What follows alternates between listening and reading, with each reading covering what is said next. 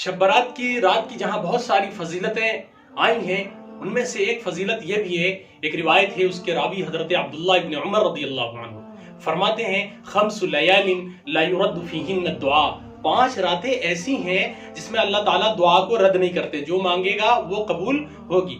ان میں سے ایک ہے لیلۃ الجمعہ، جمعہ کی رات۔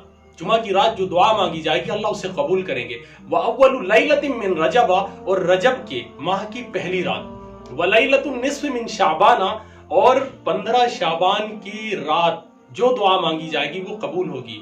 وَلَيْلَةَ الْعِيدِ، اور عید اور بقرہ عید یعنی جسے ہم عید الفطر اور عید الاضحیٰ کہتے ہیں، اس رات میں جو دعا مانگی جائے گی لا يرد فیہن الدعاء، اللہ اس دعا کو رد نہیں کریں گے۔ لہٰذا وطن عزیز ہندوستان کے لیے اور پورے عالم کے لیے دعا کریں کہ اللہ تعالیٰ کرونا وائرس جیسی جو وبا ہے اس سے ہماری پورے ملک کی، پورے عالم کی، پوری انسانیت کی حفاظت فرمائے۔